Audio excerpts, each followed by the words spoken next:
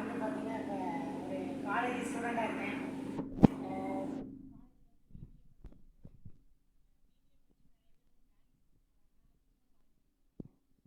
காரணம் என்னன்னு பார்த்தீங்கன்னா அந்த பட்ஜெட் வந்து இருக்காது. பெரிய லெவலில் பணம் இருக்காது. பணம் இருந்தாலும் ஒரு தொழில் பண்ணுற அனுபவம் இருக்காது. இது இல்லாதனால வந்து எல்லாருமே தொழிலை பொறுத்துறாங்க. 100 பேர் தொழில் ஆரம்பிக்கிறாங்க அப்படின்னா அதில் வந்து ஒரு 80% 1% பொறுத்துறாங்க. அதனால் வந்து ஒரே ஒரு மைண்ட் செட் இருந்தது, ஒரு பிஸ்னஸ் பண்ணுறோம் அப்படின்னா அதை முதல்ல கற்றுக்கணும் அப்படின்ட்டு எஸ்டிஜியில் வந்து இந்த மாதிரி ட்ரைனிங் அட்டன் பண்ணியிருக்கேன். நேரடியாக போயிருக்கேன். அது இல்லாமல் மாதம் வந்து பொருள் வந்து இங்கே வாங்கிட்டு இருக்கேன். பொருள்லாம் எல்லாமே நல்லா இருக்குது. அதை வந்து ப்ரொமோட் பண்ண ஆன்லைனில் நோட்டீஸ் கொடுக்குறது, விசிட்டிங் கார்டு கொடுக்குறது, ஃப்ரெண்ட்ஸ்கிட்ட பேசுறது, இதெல்லாம் பண்ணி உண்மையிலேயே வந்து ஒரு 50,000 பாயிண்ட்லாம் வந்து ரீச் பண்ணியிருக்கேன். அடுத்து வந்து கிரவுண்ட் ரேட் அச்சீவ் பண்ணணும், அது இல்லாமல் ஒரு கார் வாங்கணும் அப்படின்னு தான் ஒரு எண்ணம்.